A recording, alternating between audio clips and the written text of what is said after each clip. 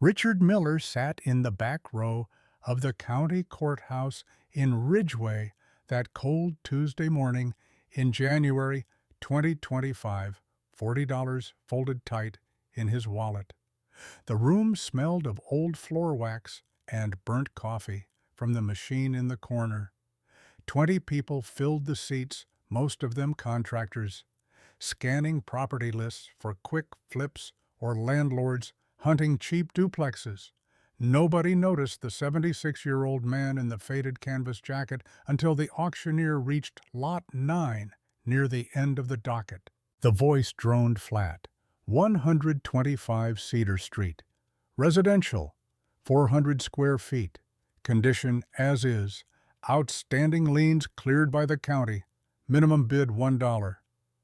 Silence hung for 3 full seconds. A contractor in the third row leaned over and muttered something that made his buddy grin wide. Richard raised his paddle without standing. $1 to number 47. The auctioneer barely glanced up.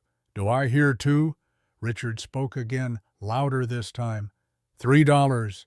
The gavel dropped before anyone else could react. Sold to number 47 for $3. A few heads turned. Pity mixed with amusement on most faces.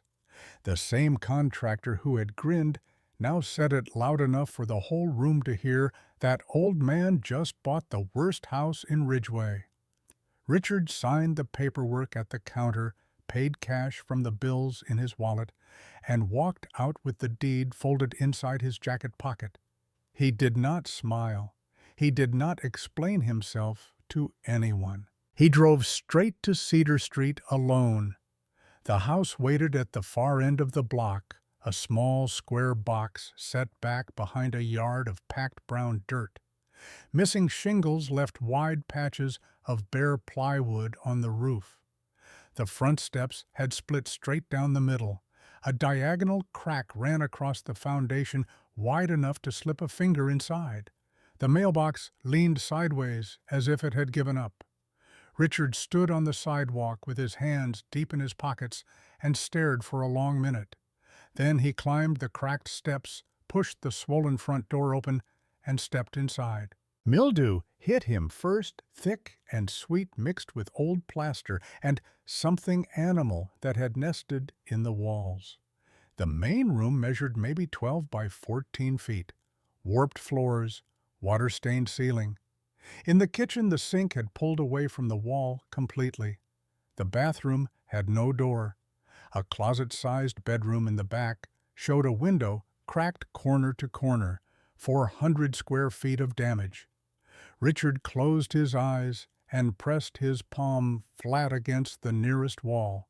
40 years of structural engineering told him what he needed to know. The frame behind the crumbling plaster was solid wood. The floor joists underneath the warped surface were original hardwood. The foundation crack looked ugly, but stayed surface level. A shrinkage crack from age and weather not settling. Somebody had built this place right back in 1962. The bones still held. "Every house wants to be something," he muttered to the empty room. "You just have to listen long enough to hear it." He drove home without stopping. Margaret Wilson looked up from her book when he walked in. "How were the furnace filters?" she asked. "I never made it to the hardware store," he answered. "I went to the courthouse instead." "Foreclosure auction." He set the deed on the coffee table between them. "I bought a house." Margaret picked up the paper, read the address, and her face went completely still. "Cedar Street," she said quietly. "Cedar Street, Richard. Is this what I think it is? Come, see it with me," he replied. They drove over in silence. When he parked at the curb, Margaret stood on the sidewalk a long time without speaking. Then she walked straight past the house and stopped in the middle of the dirt yard. "The maples are still here," she said, looking at the tall trees along the neighbor's fence line. "They were saplings when we lived here." "You remember?" "Of course I remember," he said. She crouched and pressed her hand into the soil, rubbed it between her fingers. "This dirt feels different," she told him. "Decades of leaf fall from those maples. Nobody paved it over. Nobody poisoned it. It has been getting richer while everything else fell apart." They went inside together. Richard showed her the walls, the ceiling, the crack in the foundation. He explained what was sound and what needed replacing. Margaret listened and nodded, but her eyes kept drifting back toward the windows and the yard beyond. In the doorway between the main room and the kitchen, her fingers traced the wood near the bottom of the frame. She crouched down. 3 small notches carved into the wood. RMMW 1975. Richard watched her press her fingertips against the marks. "You told me I was going to ruin the door frame." "Back then," he said.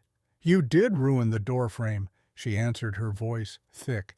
"This is our house, was our house, is our house." Word traveled fast in a town of 4,000. By Wednesday morning, everyone in Ridgeway knew that Richard and Margaret Miller had bought the condemned-looking property on Cedar Street for $3. At the diner on Main Street, 2 regulars shook their heads over their eggs and bacon. 76 years old and buying a wreck like that? His kids should step in before it gets worse. At the post office, a woman cornered Margaret and asked if everything was all right at home, meaning in her head. At the barber shop, the consensus landed hard. Richard had finally lost his grip on reality. Mayor Donald Thomas found out on Thursday. He had run Ridgeway for 14 years, drove a polished Buick, and lived in the biggest house on the hill. He took the town's appearance personally. He drove past 125 Cedar Street, looked at it for maybe 10 seconds, and called the town clerk from his car. "That property is an embarrassment to the neighborhood," he said. "Get code enforcement out there by Monday." That same evening, the phone rang at their rented apartment. Ryan Robinson called from Columbus, his voice already using the patient tone that always tightened Richard's jaw. "Dad, what is this? I'm hearing about you buying a house for $3. "That's right," Richard answered. "A foreclosed place. Different thing. You're 76. Dad, Mom is 74. This isn't the time to start a project like this." "When is the time, Ryan? I'm being serious." Ryan paused. "Sarah and I have been talking. We think you two should look at something more manageable. That retirement community off the interstate, maybe. Your mother and I are managing just fine," Richard said, and hung up. Margaret stood in the hallway. "How did that go?" "About how you would expect. Sarah left a voicemail while I was on with him." Margaret played it on speaker. Sarah's voice came through tight and professional. "Mom, I looked up the property records. That house has been cited twice by code enforcement. The assessed value is listed as 0. I sell real estate for a living, and I'm telling you this is a mistake. Call me back." Margaret set the phone down and walked into the bedroom. Richard followed and found her sitting on the edge of the bed with a cardboard box open beside her. Inside were old textbooks with cracked spines, rolls of tracing paper tied with rubber bands, and a diploma in a simple black frame. Bachelor of Science Landscape Architecture, 1974. "I put this away when I was 23, she said, holding the diploma with both hands. 51 years. That's how long a dream can wait if it has to. Richard sat down next to her. "You sure about this, Margaret? We could fix the house up and sell it, make a little money." She looked at him directly. "I have been planting petunias in window boxes for 51 years and pretending that was enough. I drew rain gardens on napkins at restaurants. I redesigned every neighbor's yard in my head every time I went for a walk. I have been waiting for this and didn't know it until I saw that dirt. Then we do it. We do it together. They moved into the house that Saturday. 2 air mattresses, a camp stove, a cooler, and 4 boxes of tools. Richard rigged a temporary water line from the outdoor spigot. The electricity worked on one circuit with 2 outlets and a single overhead bulb. That first night, they lay on the air mattresses in the dark and listened to the creaks and settling of the old frame wind whistling through gaps around the windows, a slow drip somewhere in the ceiling. "People think we have lost our minds," Margaret said softly. "I know," Richard answered. "Good. Means they are paying attention." He woke before dawn the next morning. Cold air filled the house, but the first light came through the east window and turned the old hardwood floor amber. Under the warped top layer, the grain looked tight and clean, white oak solid. Richard pulled on his work boots and started prying up the rotted boards. The creak and pop of old nails filled the small space as good wood came into the light plank by plank. Outside, Margaret sat on the cracked front step with coffee from the camp stove and a sketch pad. The morning stayed cool and still. She could hear Richard working inside. She opened the pad to a fresh page and began to draw. Measurements first.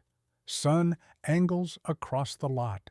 The slight slope from foundation to sidewalk, where rainwater would sheet during heavy storms. Then planting zones, drainage channels, elevation changes, terraced beds stepping down from the house, stone pathways curving through, a rain garden in the low corner to catch runoff, native perennials chosen so something would bloom from April straight through October, coneflower, black-eyed Susan, switchgrass, wild bergamot. She filled 6 pages before Richard came out, sawdust in his hair. "You have been out here 2 hours," he said. She held up the pad. He studied the drawings the way he once studied blueprints, following elevation lines and drainage arrows. "Margaret, this is professional work." "I know it is," she answered. Across the street, a curtain moved in a window. "Someone watching. The town is watching," Richard said. "Let them watch," Margaret replied, and turned another page. Monday morning, Richard drove to the hardware store on the state highway with a list written on the back of an envelope. Hydraulic cement, 16 bags, vapor barrier sheeting, treated lumber, roofing shingles, architectural grade, galvanized nails, caulk, a new pry bar. The owner, Paul Moore, stood behind the counter, a heavy man in his 60s with reading glasses on a chain. He read the list, then looked at Richard over the glasses. "Miller Wright, you are the one who bought that place on Cedar. That's right. 16 bags of hydraulic cement. Foundation has a shrinkage crack. I need to prep, fill, and seal both sides." Paul studied him. "You done this kind of work before 40 years as a structural engineer." That changed the tone. Paul set the list down and leaned on the counter. "Crack run horizontal or diagonal? Diagonal southeast corner. Surface level. No displacement. Shrinkage, not settling." Paul nodded slowly. "All right. I will pull everything. You want it delivered or picking up? I have a truck. Load it out back.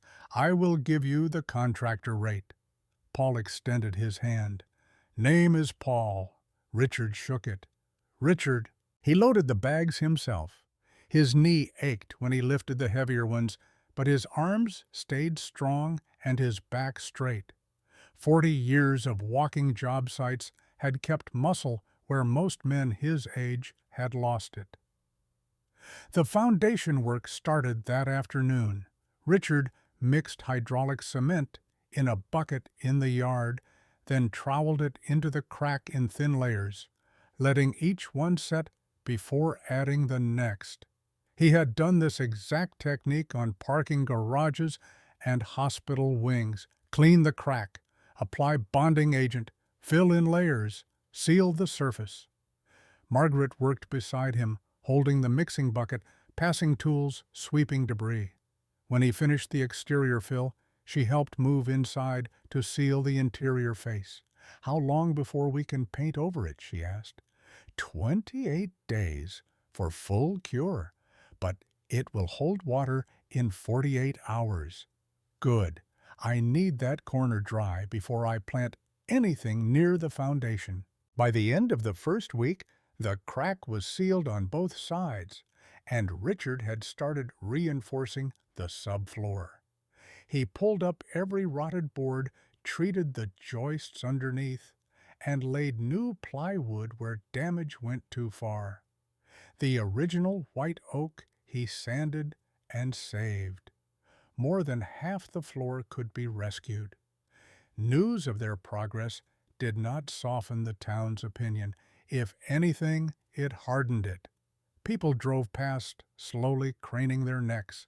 A teenager on the sidewalk took a photo and posted it online with the caption, "Ridgway's $3 mansion." The post reached the town's Facebook group. Comments turned ugly fast. Someone wrote, "This is a safety hazard. That property should have been demolished, not sold." Margaret saw the post. Richard found her in the kitchen staring at her phone. "Ignore it," he told her. 37 comments. Every single one thinks we are senile. 37 people who never fixed a thing in their lives. She put the phone in a drawer and left it there for 3 days. Monday of the second week, a white truck with the town seal pulled up. A young man in a polo shirt stepped out, carrying a clipboard. Code enforcement. Richard met him at the curb. "Mr. Miller, we received a complaint about unpermitted work on this property." "What kind of work?" "Structural modifications. Roofing, plumbing." Richard reached into his back pocket and pulled out a folded envelope. Inside were 4 permits each, bearing the county seal and the building inspector's signature. Foundation repair, roof replacement, electrical update, plumbing. "I pulled these the day after I bought the place," Richard said, "before I drove a single nail." The officer flipped through the papers, checked dates, and his official expression shifted to embarrassed. "These are all in order. I know they are. I have been filing building permits for 40 years. Who sent the complaint?" The officer hesitated. "I cannot disclose that, sir. You do not have to. I know who it was. Tell the mayor the work is up to code, every bit of it." The officer left without another word. Richard went back inside and kept working. While he rebuilt the house from the inside out, Margaret worked the outside. She spent the first 2 weeks measuring, testing soil, pH, mapping sun exposure at different hours, and revising plans on the kitchen table every night under the clip-on lamp because the overhead bulb had burned out. The first deliveries arrived in the 3rd week. Pallets of flagstone from a quarry 2 counties over, 50-pound bags of compost, gravel for drainage, 6 flats of native perennial plugs shipped from a nursery 40 miles north, packed in damp newspaper. One morning, Richard came out to find the yard staked with string lines and surveyor's flags. "Looks like a construction site," he said. "It is a construction site," Margaret answered. She started with the terracing. The lot had a natural 18-inch fall from foundation to sidewalk. Most people would have leveled it and laid sod. Margaret designed 3 stepped beds into the slope, held by dry-stacked flagstone walls.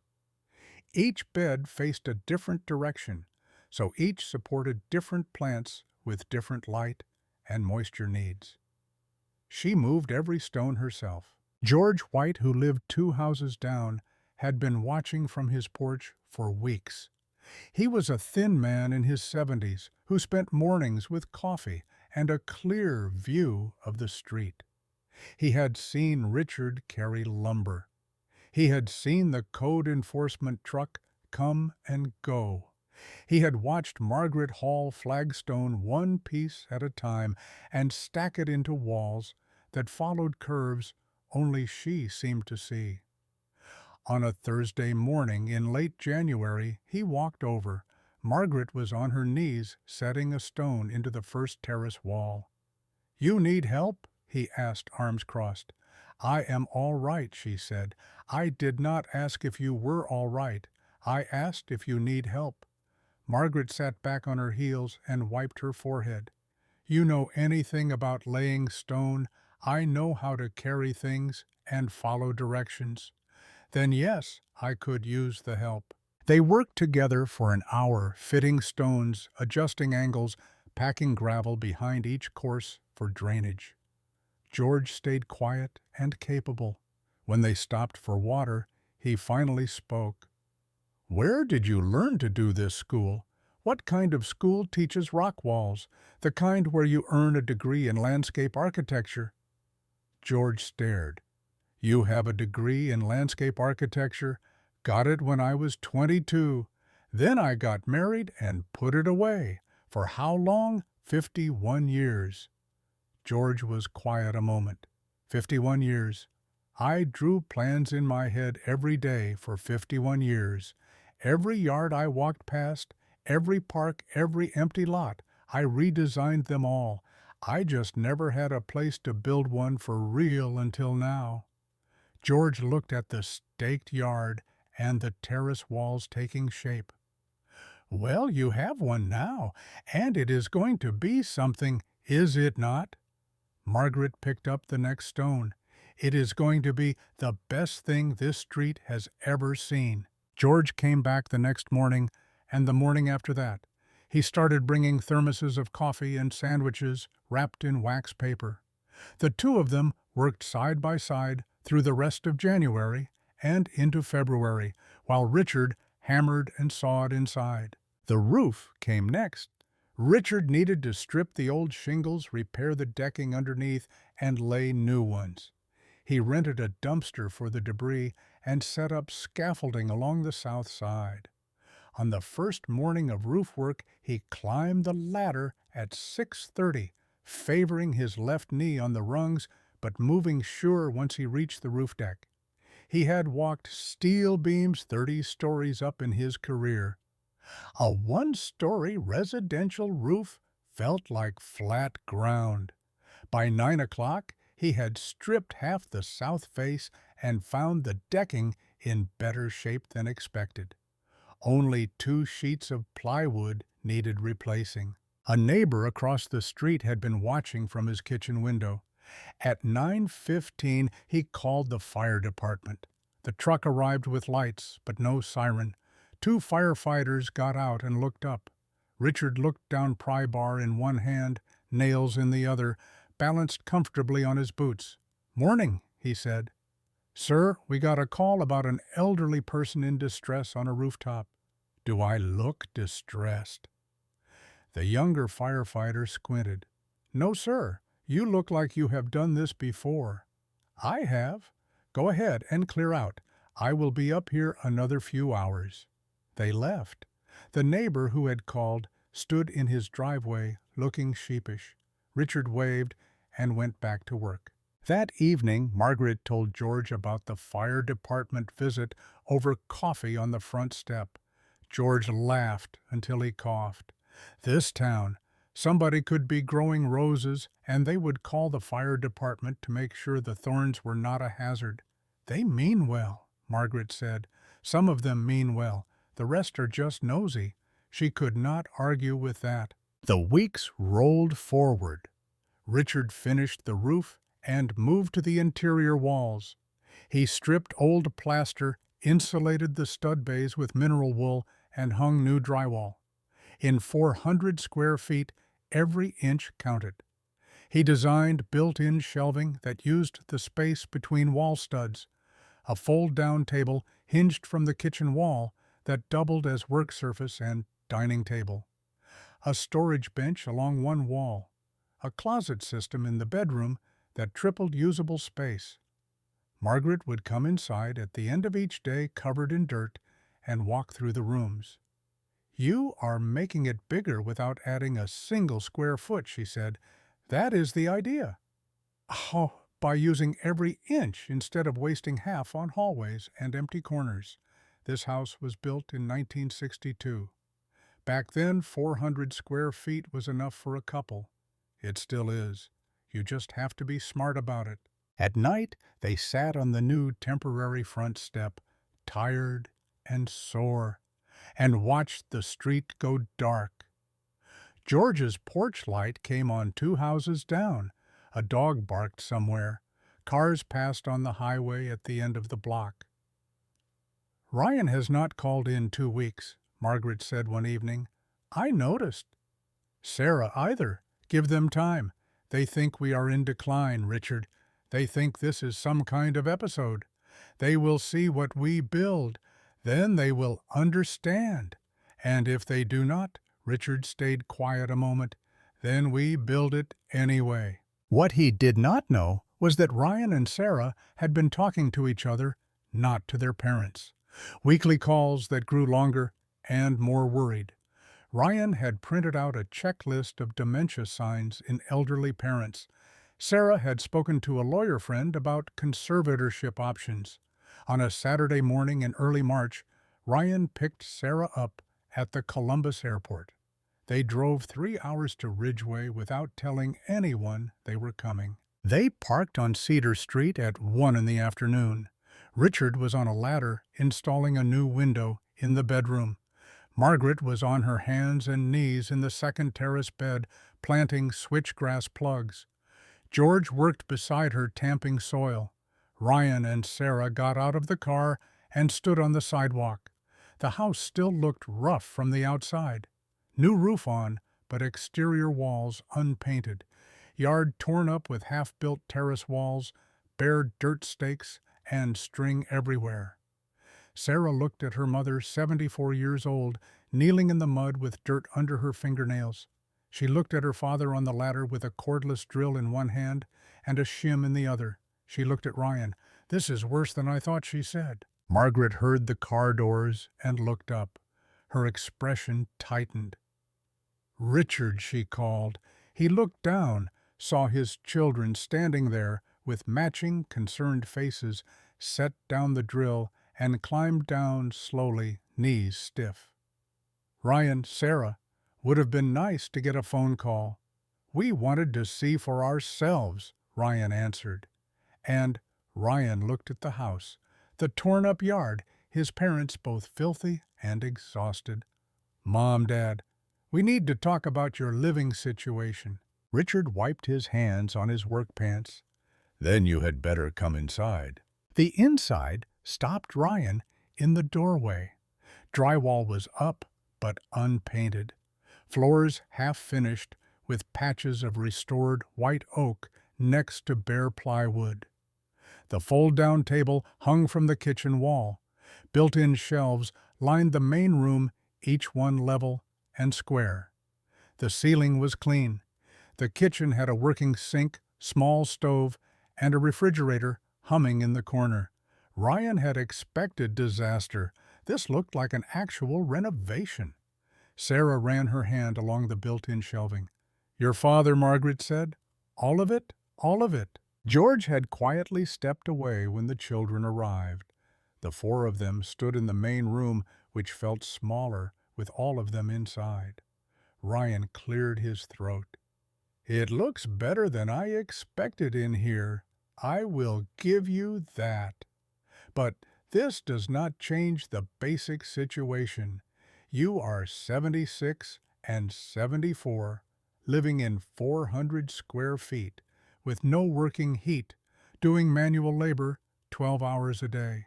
14 some days, Richard said. "That is my point. And my point is, I have never felt more useful in my life." Sarah jumped in. Dad, we are not questioning your ability. We are questioning your judgment. You took retirement savings and bought a condemned property. You are living in it. The yard looks like a bomb went off. The yard looks like a construction site, Margaret said quietly, because it is one. Mom. Sarah's voice softened. We love you. Both of you. We just think this might be too much. Ryan and I have been talking about some options.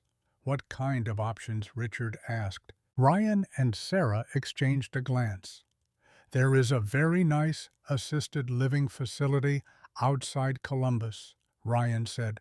Private rooms, a garden area, activities. We could sell this property, probably get your $3 back, and use the proceeds from the apartment lease to cover the first year. The room went quiet. Richard's jaw worked, but he did not speak. Margaret did. Ryan? Sarah? Sit down. They sat on the storage bench. Margaret went to the bedroom and came back with the cardboard box. This is my diploma, she said, holding up the framed certificate. Bachelor of Science in Landscape Architecture. 1974, she set it on the fold-down table. These are my design textbooks. She pulled out 2 thick books with cracked spines and post-it notes bristling from the pages. And these are my original sketches from school. She unrolled a sheaf of tracing paper and spread it across the table. Ryan and Sarah stared. I earned this degree when I was 22, Margaret said. I gave it up when I married your father because that is what women did in 1975. I have spent 51 years designing landscapes in my head without ever putting a shovel in the ground. Every yard I walked past, every public park, every empty lot in every town we lived in, I redesigned them all, and I never said a word about it to anyone. She pointed out the window at the torn-up yard. That is the first real project I have ever built. I designed it. I engineered the drainage. I selected every plant based on soil type, sun exposure, and bloom sequence. It is professional work, and you want me to leave it for a garden area at an assisted living facility. Ryan opened his mouth, then closed it. Your father, Margaret continued, has been a structural engineer for 40 years. He designed load paths for buildings that are still standing in 6 states. The work he is doing on this house is the same work he did his entire career. He is not confused. He is not in decline. He is building. She looked at both of them, eyes steady. Your father and I are not losing our minds. We are finally using them. The silence stretched. Richard stood by the window, arms crossed, watching his children process what their mother had just said. Sarah picked up one of the old sketches, a park design with graded paths through native prairie planting and benches placed for calculated views. It was beautiful work, detailed and alive. Mom, she said, I did not know. You never asked. That landed hard. Sarah set the sketch down. Ryan looked at Richard. Dad, are you safe? I am safer than most men half my age. I pulled permits before I started. Every piece of work is to code. I know what I am doing, Ryan. I believe you. I do. It just scared us. I know. But being scared for us and deciding we cannot take care of ourselves are 2 different things. Ryan nodded slowly. He looked at Sarah. Some unspoken agreement passed between them. We should go, Ryan said. Let you get back to work. You could stay. Margaret offered. See the plans. See what we are building. Ryan shook his head. I need to think about this. I am sorry we ambushed you. You came because you love us, Margaret said. I know that. They hugged at the door, brief and stiff. Ryan and Sarah drove away without looking back. In the car, halfway to Columbus, Sarah asked, Did you know Mom had a degree in landscape architecture? No, Ryan answered. Did you? She never mentioned it, not once in my entire life. They drove the rest of the way in silence. Richard and Margaret stood in the doorway and watched the car disappear at the end of the block. They will come around, Richard said. Maybe. They saw the work. That matters. What matters is that they saw me, saw who I actually am instead of who they decided I was. Margaret's voice cracked on the last word. Richard put his arm around her shoulders, and they stood like that for a while. Then Margaret wiped her eyes, put on her gardening gloves, and went back to the yard. The weeks that followed were the hardest and the best so far. Richard finished the interior through March and into April. He sanded and sealed the restored hardwood floors until they glowed under the light, painted the walls a warm white that made the small space feel open, installed a proper bathroom door, new fixtures tile he laid himself, built a headboard for the bedroom from reclaimed wood, hung a curtain rod between the bedroom and main room for privacy. 400 square feet and every inch worked. Outside Margaret's garden came alive. The 3 terrace beds were planted and mulched by late April. The flagstone paths curved through the beds in lines that looked natural but were engineered to guide rainwater into the low corner garden. Margaret had graded the paths at a precise 2% slope. Water did not pool. It did not erode.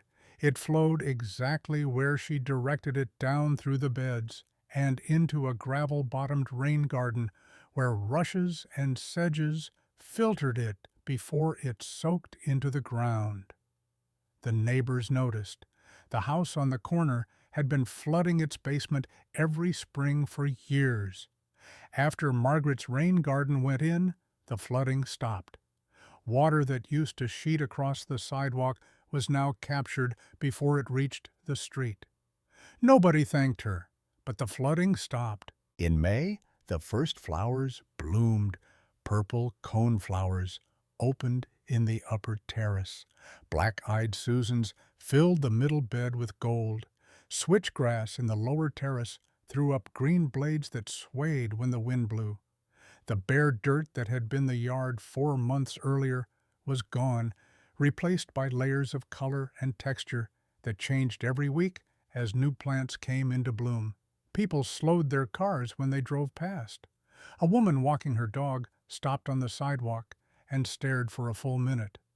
George brought his camera one morning and took photographs. For proof, he said, in case anyone forgets what this lot looked like in January. Nobody is going to forget, Margaret told him. No, but they might pretend to. Richard finished painting the exterior in the last week of May. He chose a slate blue with cream trim and a red door. The color was Margaret's decision. She said it would complement the garden, and she was right. The small house, freshly painted, sat behind the terraced beds and flagstone paths. For the first time since the Millers had moved in, people driving past did not shake their heads. Some of them stopped. A man Richard recognized from the diner pulled up one afternoon and rolled down his window. "Miller, that is me. I owe you an apology. I said some things back in January that I should not have. This looks good." Richard nodded. "Thank you. Your wife do all that." He pointed at the garden. "Every bit." The man shook his head. "Well, tell her it is the best-looking yard on the street." "It is the best-looking yard in town," Richard said, "but I will pass it along." In early June, a woman in a small sedan pulled up and sat in her car for a few minutes looking. Then she got out with a camera and a notebook. "Excuse me," she said to Margaret, who was watering the rain garden. "I am with the county newspaper. I was driving through and saw your property. Would you mind if I asked a few questions?" Margaret turned off the hose. What kind of questions, I heard this. Was the house that sold for $3 at the foreclosure auction. Is that true? It is. Would you tell me about it? So Margaret told her about the auction, the $3 bid, the cracked foundation and leaking roof, about Richard's 40 years as a structural engineer and her own degree in landscape architecture that she had put in a box for half a century, about the mayor calling it an embarrassment, about the code enforcement visit that found nothing to cite. The reporter wrote it all down.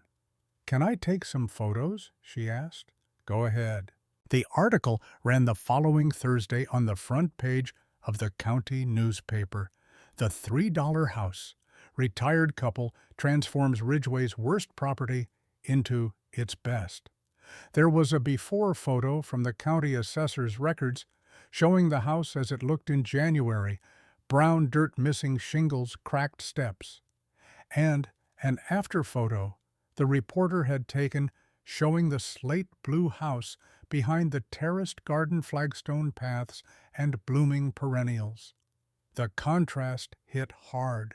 The article ran 1,200 words and included quotes from Richard and Margaret, from George, and from a building inspector who said the structural work was better than 90% of what I see from licensed contractors. If you have made it this far, the voiceover would say here in the finished video, hit subscribe, because what happens next is the part everyone has been waiting to hear. Richard Miller climbed the scaffolding again the next week, hammer in hand, stripping the last stubborn sections of old roofing felt.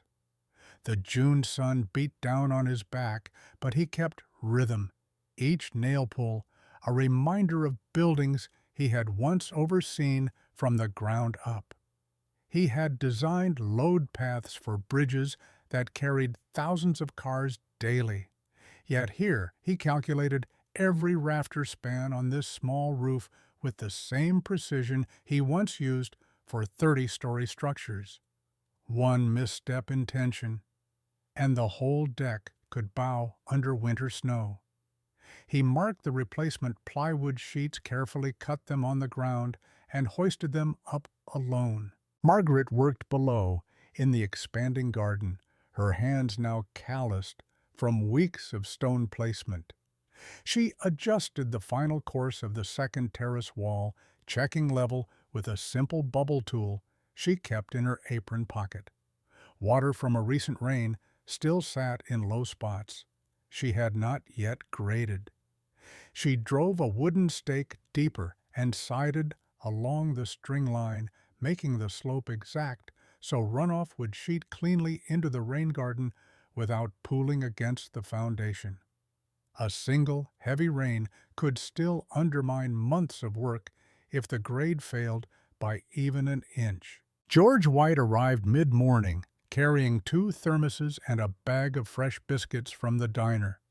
He set them on an overturned bucket and joined Margaret without asking permission anymore.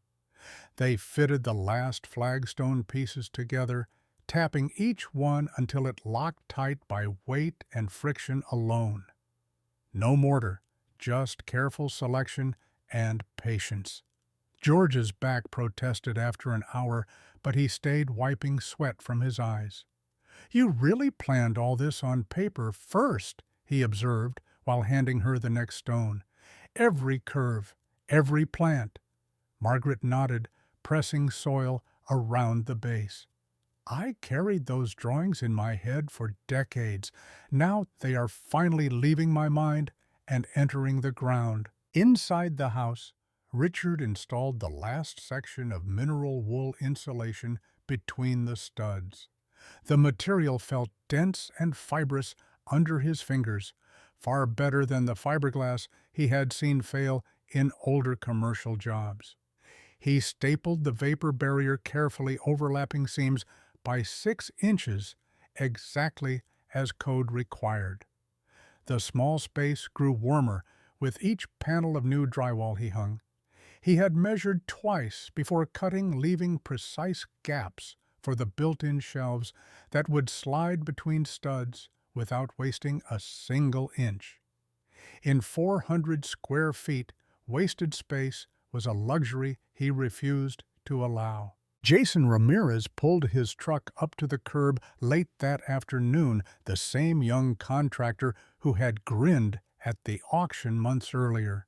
He stepped out carrying a six-pack of cold soda and hesitated at the edge of the yard. Richard noticed him from the open doorway and waved him over.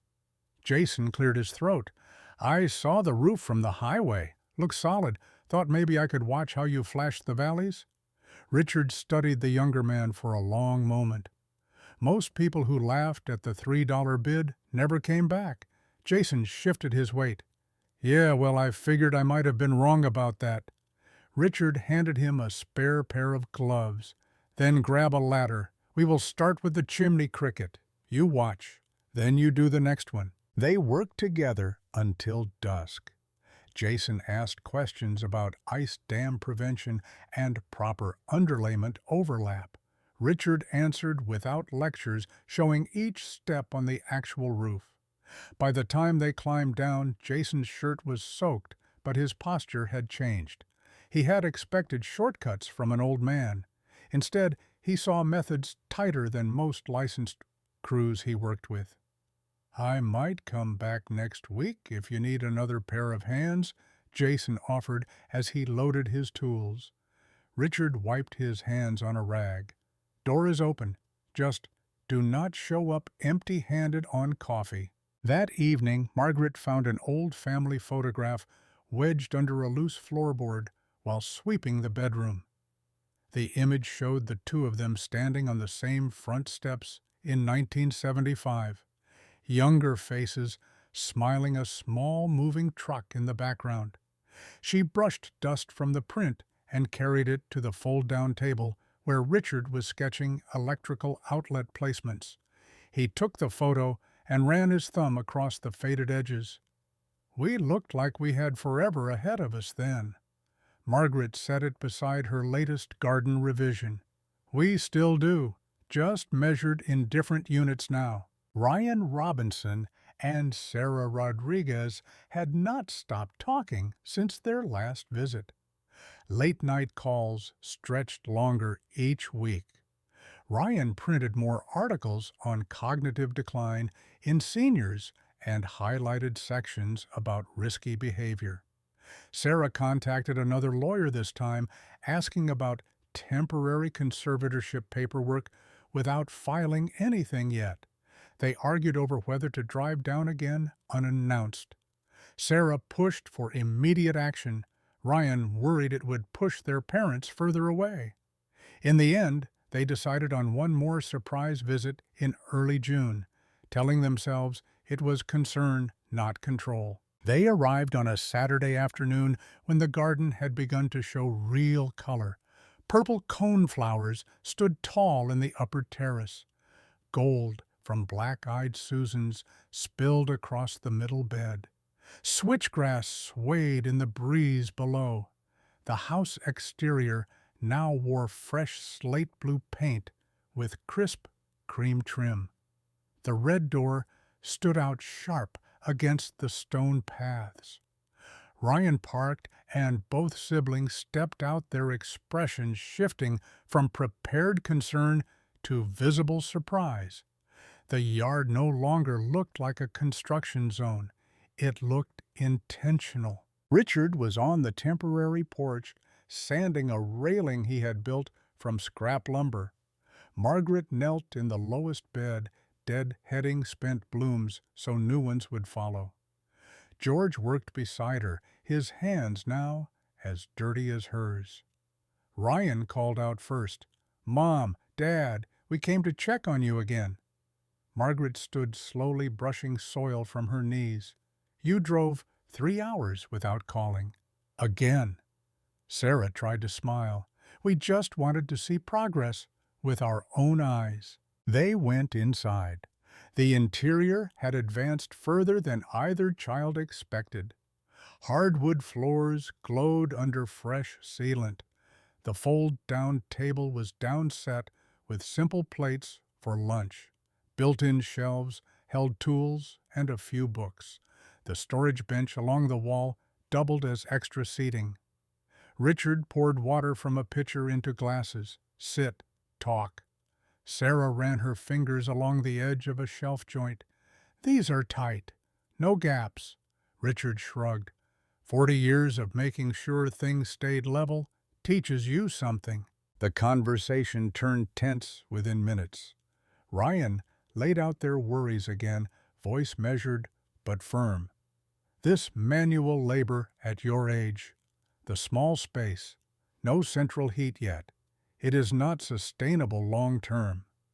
Margaret listened without interrupting, then walked to the bedroom and returned with the cardboard box she had shown them before. She spread the tracing paper sketches across the table once more. These are not doodles. Each line represents hours I spent redesigning parks and yards I would never build until now. Sarah picked up a detailed rain garden plan. You drew this decades ago? Margaret nodded. On napkins in restaurants while you two were at soccer practice. I never stopped seeing possibilities. I just stopped speaking them out loud. Richard added his own weight to the moment. I walked job sites where one wrong calculation could cost lives. This house is smaller, but the principles stay the same. Load, drainage, durability. I am not playing pretend here. I am applying everything I know. Ryan rubbed his temples. We are not saying you cannot do it. We are saying maybe you should not have to. Margaret's voice stayed even. Then what exactly are you saying? That we should quit the first real project either of us has chosen for ourselves in 50 years? The room grew quiet, except for the hum of the small refrigerator. Sarah looked at the carved initials still visible on the doorframe. RMMU 1975. We were born after you left this house. We never knew it meant this much. Richard leaned against the counter. It means we started here with almost nothing. Now we get to finish here with everything we learned along the way. George had stayed outside during the family talk, but knocked softly later to bring fresh lemonade. He sensed the tension and left quickly. Jason stopped by that same afternoon with more questions about foundation sealing. He listened from the porch while the family spoke inside, then offered to help Richard run new wiring the following weekend. Small offers accumulated. The town's laughter had not vanished completely, but the volume had dropped. Margaret returned to the garden after Ryan and Sarah left. She found a young maple sapling struggling near the property line and carefully transplanted it into the rain garden where extra moisture would help it root. George watched her work. You saved that tree the same way you are saving this whole lot. Margaret patted the soil firm. Trees remember good ground. So do people when you give them the right conditions. Through the rest of June, Richard completed the bathroom tile work, laying each piece with spacers to keep grout lines perfectly even. He installed a new vent fan that pulled moisture out efficiently, preventing the mildew smell that had greeted them months earlier. Margaret expanded the plant list, adding asters for late-season color and sedges that would filter water even in winter. She tested the rain garden during a heavy afternoon thunderstorm, standing under the porch roof, as water flowed exactly where she had engineered it to go. No flooding at the foundation, no erosion along the paths. The system worked. One evening, Richard found Margaret sitting on the storage bench inside, staring at the old family photograph again. He sat beside her. We paid $11,800 the first time. $3 the second. Feels like the house waited for us to come back smarter. Margaret leaned against his shoulder. Or maybe we waited for the house to need us again. Their hands found each other without words. News of the county newspaper article continued to spread locally. More cars slowed on Cedar Street. A garden club from the next county called Margaret, asking for a tour in July. She agreed, but kept the date light, not wanting to turn their home into a spectacle. Richard used the extra attention to order better quality sealant for the exterior trim, ensuring the slate blue paint would hold color through harsh Midwest winters. Jason returned twice that month, bringing his own tools the second time. He helped Richard reinforce the closet system in the bedroom, learning how to calculate cantilevered shelves without sag. The younger man admitted over lunch on the porch that he had told his crew the old guy on Cedar knew more about foundations than most supervisors he had met. Richard did not smile wide, but the compliment landed. "Keep showing up, and I will show you how to read a crack before it becomes a problem," he offered. George brought his wife one Sunday to see the terrace walls up close. She touched the dry stacked stone and shook her head in quiet admiration. "Never thought a couple in their 70s could move this much rock by hand." Margaret laughed softly. "We move it once. The garden keeps it in place forever if we did the grade right." By the end of June, the garden had filled in enough that the bare dirt patches disappeared completely. Bloom sequences worked as planned. Coneflowers gave way to Susans, which would soon yield to switchgrass seed heads catching golden light at dusk. Richard stood on the new porch one evening, watching Margaret water the lowest bed. The red door behind him framed the scene like a painting he had never expected to finish. He spoke into the quiet air. "Some projects take a lifetime to start. The important ones make the wait worth every single year." The phone rang inside. Ryan calling again, voice less certain than before. They had seen new photos posted by the garden club online. The yard looked nothing like the mess they remembered from March. Sarah joined the call on speaker. "We are thinking of driving down next weekend. Not to argue, just to see it without the surprise this time." Margaret looked at Richard across the room. "The door will be open," she answered. "Bring your eyes this time, not just your worries." As July heat settled over Ridgeway, the Millers kept working side by side. Richard built a small front porch wide enough for 2 chairs and a low table. Margaret trained clematis up a trellis beside the red door, its vines already reaching for the cream trim. The house no longer felt like a $3 gamble. It felt like the place where 2 long careers had finally converged in one small lot on Cedar Street. The county newspaper article appeared on the front page that Thursday in late June, the before and after photos placed side by side, so the contrast struck anyone who opened the paper. The $3 house retired couple transforms Ridgeway's worst property into its best. Emily Moore had captured the slate blue exterior against blooming terraces, flagstone paths curving like deliberate invitations, and the red door bright as a declaration. Richard Miller read the piece at the fold-down table, while Margaret watered the rain garden outside. The reporter had quoted the building inspector accurately. The structural work exceeded 90% of licensed contractor jobs he reviewed. Margaret came in, wiping her hands on a towel, and read over his shoulder. 1,200 words. "After 51 years, I finally get a review." The article spread faster than either expected. The newspaper posted it online that same afternoon, and shares climbed into the thousands by evening. Garden clubs from neighboring counties called asking for tours.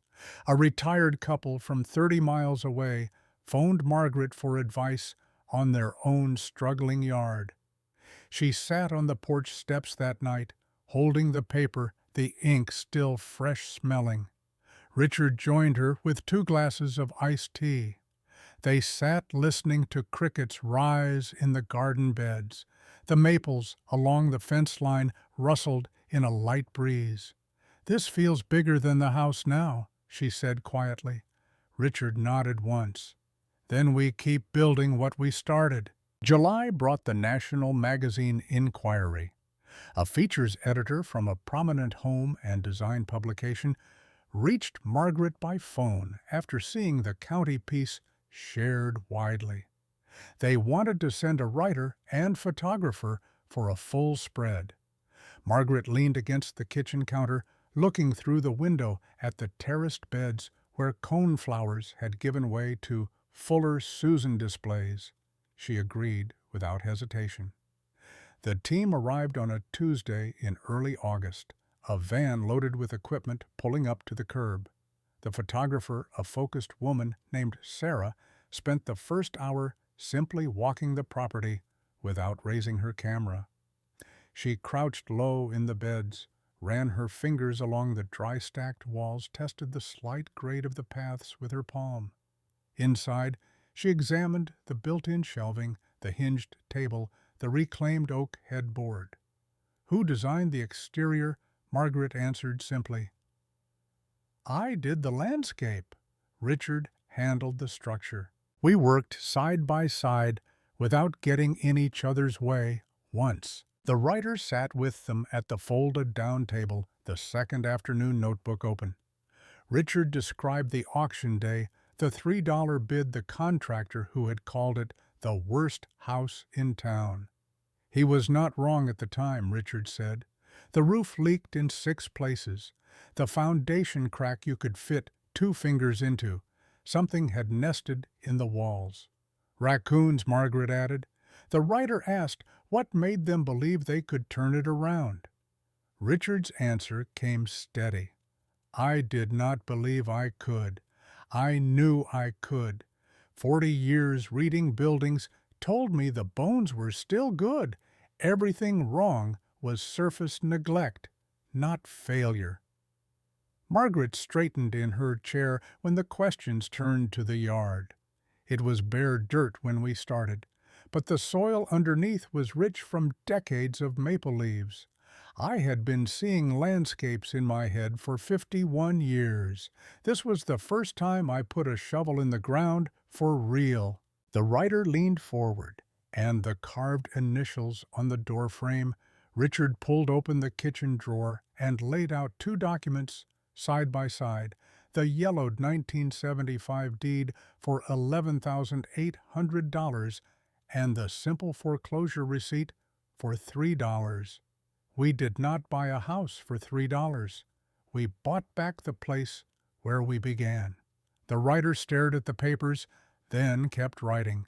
The photographer captured morning light hitting the white oak floors, afternoon sun on the red door close-ups of the initials RM and MW cut into the wood half a century earlier. The feature ran in the November issue under the headline $3.51 Years, The House That Waited. Full color spread across 6 pages. The online version gathered 50,000 shares in the first week. A regional news station aired a 2-minute segment. A podcast on architecture featured the story as its episode of the week. The county assessor's office scheduled a routine reevaluation triggered by the improvement permits Richard had filed. A man in a polo shirt walked the property in September with a clipboard measuring rooms, photographing the garden, asking detailed questions about the custom built-ins and drainage engineering. "All permitted, every nail," Richard confirmed. "Custom work designed and built by me. The landscape my wife designed and installed it. She holds a degree in landscape architecture." The assessor nodded, made notes, and left without fanfare. 3 weeks later, the new assessment arrived in the mail.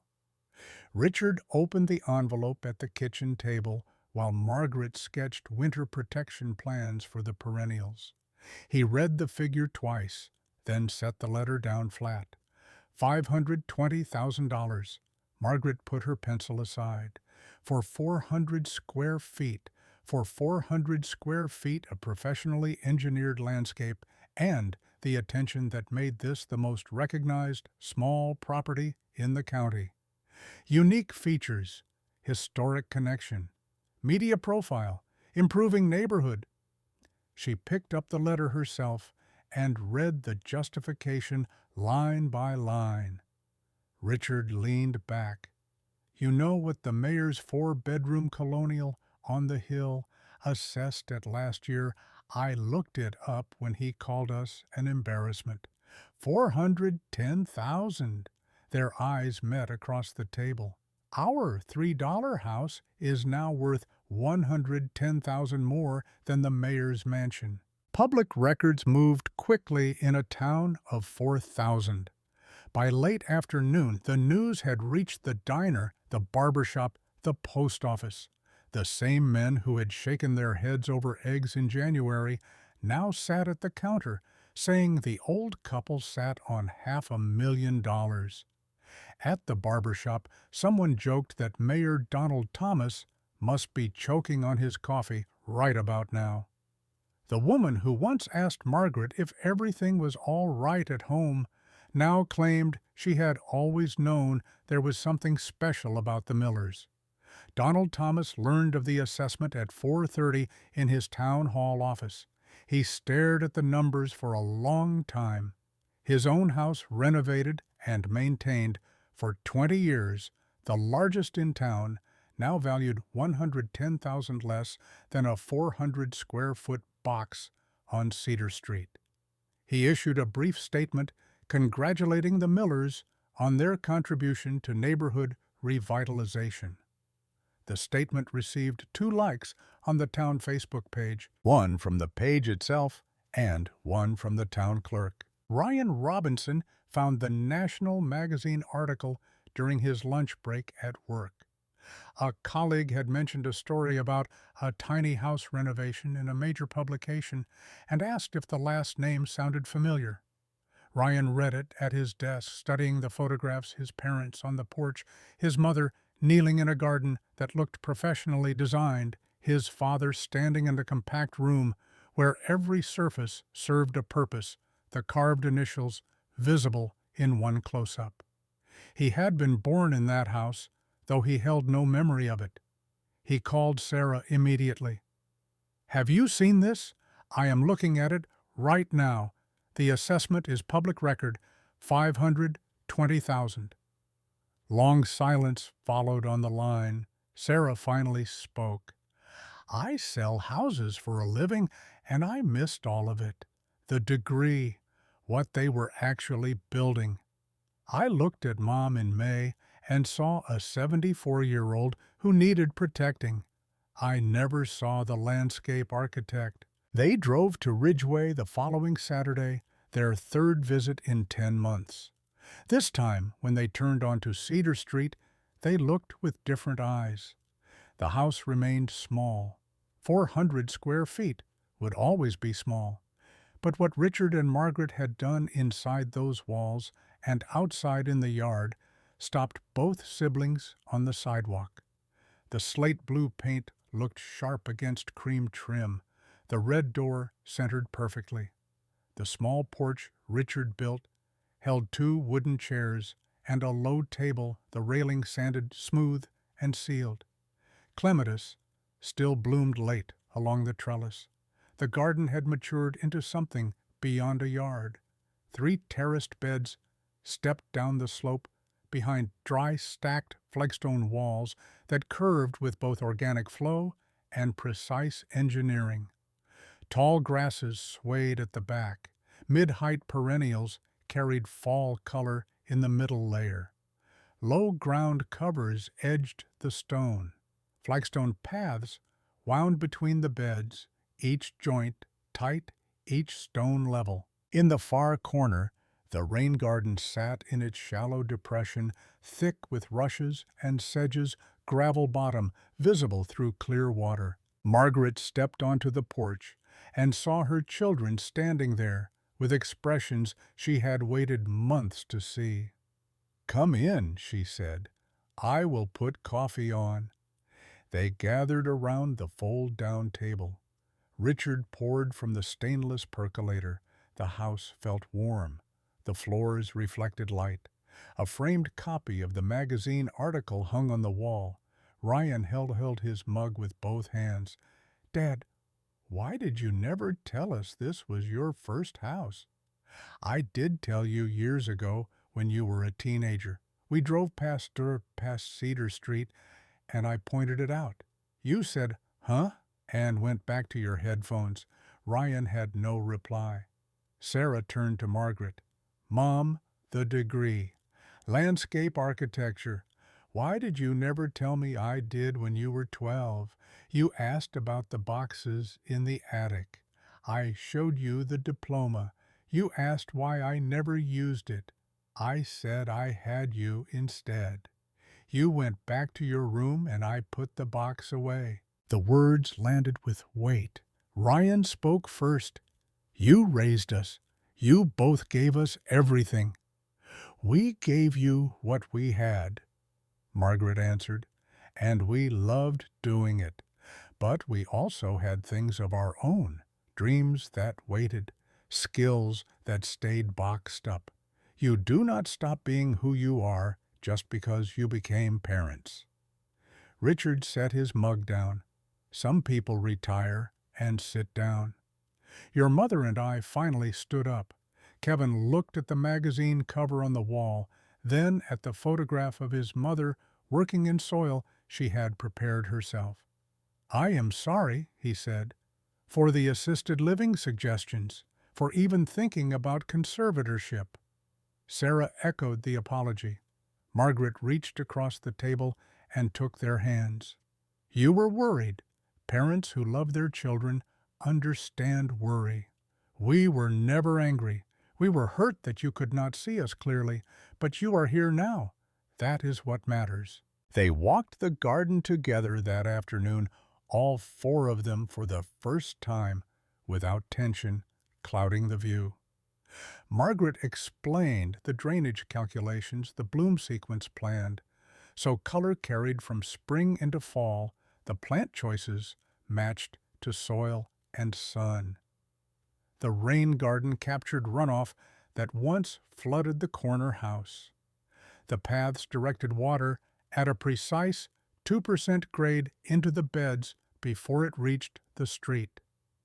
Sarah listened with her real estate instincts quiet for once. "This is professional work," she said.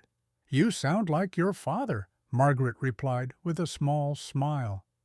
Ryan crouched beside the lowest terrace and touched the flagstone wall, each stone fitted without mortar, held by gravity and careful placement.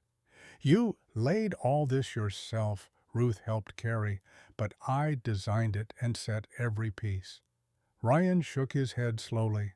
"I did not know you could do this." "Neither did I for certain," Margaret told him. "I designed it 1,000 times in my head, but I never placed stone on stone until this year. You do not know what you can do until you finally try." They stayed until dark, sharing dinner squeezed around the fold-down table. Knees bumped walls. The space felt crowded yet comfortable for the first time in years. When Ryan and Sarah left, the hugs at the door lasted longer. Ryan held his father tightly. "I am proud of you, Dad." Richard patted his son's back. "Took you a while." It did. After the car pulled away, Richard and Margaret sat on the porch chairs. The garden lay quiet around them, scent of late asters drifting up. The first cool hint of autumn touched the air. They sat without needing to speak, hands linked, listening to the small sounds of a street that had begun to wake. October brought the first workshop. It started informally when a man at the diner asked Richard about foundation repairs, and Richard spent 20 minutes drawing diagrams on a napkin. The next week, 2 more people asked. Margaret suggested they simply open the yard on a Saturday. They placed a handwritten sign on the mailbox, "Free workshop, home repair and garden design." 10 o'clock. 14 people showed up. Richard set up a folding table on the porch with his tools. Margaret spread her sketches on the flagstone path and walked the group through site analysis, soil testing, plant selection. Richard taught them to read a foundation, how to tell shrinkage cracks from settling ones, when to worry, and when to fill. He demonstrated hydraulic cement layers with actual samples. "You do not fix a foundation by covering it up," he told the group. "You dig to where the crack starts and work from the bottom." A woman from the next town raised her hand. "My husband says you just pour concrete over it and paint." Richard's reply drew laughter. "Your husband will have water in his basement by April." Margaret's portion drew the larger crowd. She spoke about the difference between landscaping and landscape architecture. Landscaping makes things pretty. Landscape architecture makes things work. Every plant, every stone, every inch of grade has purpose. Beauty comes as the result of good design. George brought lemonade and cookies. People walked the property taking photos. The second Saturday drew 22 attendees. The third brought over 30 more than the yard could comfortably hold. Richard built extra benches from scrap lumber and lined them along the paths. By November, the workshops had become a regular event. Attendees came from across the county. A high school shop teacher brought students. A community college instructor invited Margaret to speak to an environmental science class. She hesitated at first. "I am not a teacher." "You have been teaching every Saturday for weeks," the instructor replied. Margaret agreed if she could bring her original sketches. Ryan began driving down most weekends. He slept on an air mattress in the main room, the same one his parents had used their first nights. During one workshop, he stood at the back, watching Richard explain load-bearing walls on a whiteboard propped against the porch railing. Richard spoke clearly, patiently, treating every question as important. After the session, Ryan pulled him aside. "Dad, let me build you a greenhouse behind the house. There is room along the back fence. We can do it together on weekends." Richard looked at his son. "You do not know how to build a greenhouse." "Then teach me." They started the following weekend. Ryan bought lumber and polycarbonate panels. Richard drew plans at the fold-down table. They framed the 8x12 structure over 3 Saturdays. Ryan proved clumsy with the hammer, at first slow, with measurements, needing reminders to check level twice before driving screws. But he learned. On the 4th Saturday, they hung the door. Ryan stepped back and looked at the small building catching afternoon light. "I built that." "You helped build that," Richard corrected. "I helped build that," Ryan said with a grin. "That is still something." Sarah visited less often, but her trips carried a different tone. She brought pastries from a bakery in Chicago and sat in the garden asking real questions about soil composition and drainage layers. One afternoon, she walked the property with a client looking for weekend property with character. "This is what value looks like," Sarah told the client, pointing at the terraced beds. "It is not square footage or bathroom count. It is what someone put into it. The thought, the skill, the care." The client nodded. "You sound different from most agents I have met." "I am learning," Sarah replied. Late November brought an unexpected visitor during a workshop. Mayor Donald Thomas pulled up in his Buick while 30 people listened to Richard explain proper gutter installation. The yard went quiet. People stepped aside as the mayor walked the flagstone path. Richard paused midway through a diagram on the whiteboard. The two men faced each other. Frank, the mayor, began, then corrected himself. "Richard, I have a drainage problem on the north side of my house. Water pools against the foundation every heavy rain. I tried French drains twice, and they keep clogging. Richard set the marker down. What kind of soil? Heavy clay. French drains without proper filter fabric and a daylight outlet will not work in clay. You are digging holes and filling them with gravel that turns into a dam. The mayor nodded. That is what I figured, but I do not know how to do it right. Every person in the yard watched the exchange. This was the same man who had called their property an embarrassment and sent code enforcement months earlier. Richard studied him a long moment. Come by Tuesday. I will take a look. Appreciate it, the mayor said. He nodded toward Margaret and walked back to his car. The yard exhaled. George appeared at Richard's elbow. You are going to help him, after everything. He asked for help. That is all that matters now. I know how to fix drainage problems. Richard went to the mayor's house on Tuesday. The issue matched the description exactly. He designed a curtain drain solution on the spot filter, fabric gravel bed, pipe running to daylight at the back of the lot. He drew the plan on notebook paper and handed it over. I cannot charge you. I am not licensed here anymore. What do I owe you? Nothing. Just stop calling people's houses embarrassments. The mayor's mouth twitched in what might have been the start of a smile. Fair enough. December arrived with colder nights. Margaret worked on a secret project in the garden during mornings, while Richard ran errands or installed winter storm windows. She ordered rounded fieldstone in warm browns and grays from the same quarry. George helped carry, but she placed every piece herself, working from a sketch she had drawn late one night at the kitchen table. On a mid-December Wednesday, she finished.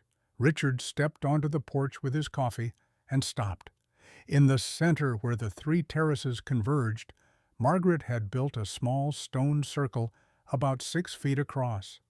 The fieldstone formed a low, dry stacked wall, knee-high. Inside sat a simple wooden bench made from the same reclaimed white oak salvaged from the original floors. Around the bench and spilling through gaps in the stone grew dormant black-eyed Susans, brown stems, and seed heads, waiting for spring. Those were here when we moved in the first time, Richard said. 1975. Growing wild along the fence. I saved seed from the ones that bloomed this summer, Margaret told him. They are descendants of the same plants.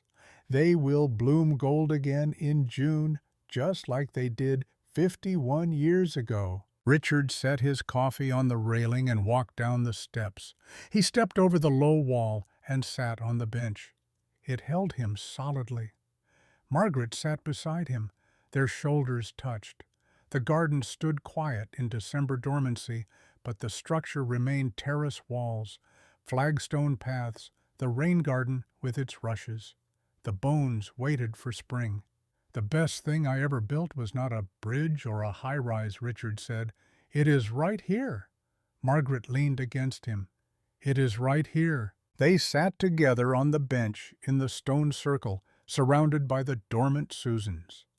The house stood behind them, 400 square feet of solid engineering and careful choices, a red door and carved initials holding 51 years of shared life in every joint.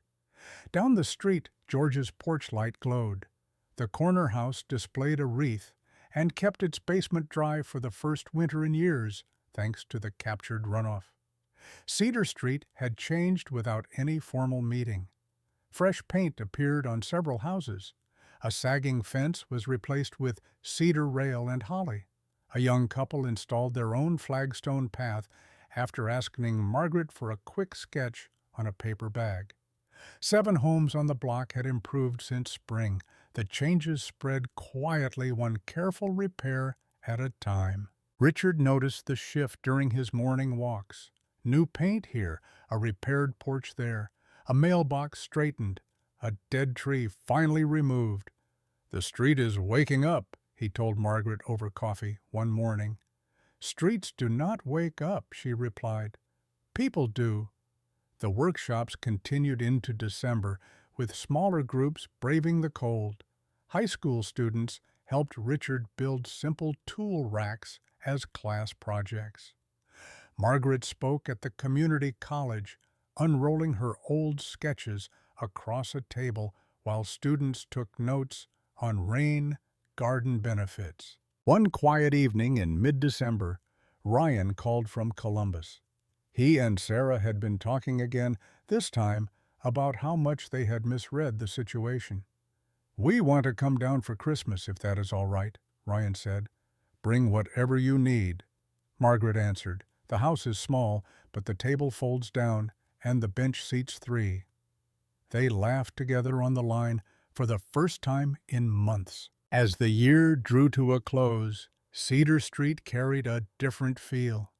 Neighbors waved more often. They stopped to talk about gutters or shared tools for small repairs. The widow 2 doors down received help with sidewalk salt after a light snow. No one organized any of it. The example on the corner lot simply spread outward like cracks in ice after the first firm push. Richard and Margaret sat on their new bench one cold evening, hands clasped, breathing air that smelled of wood smoke from nearby chimneys. The dormant garden held its promise. The house stood solid on its repaired foundation under the new roof. Some things take 51 years to bloom fully. When they do, the whole street cannot help but notice the color.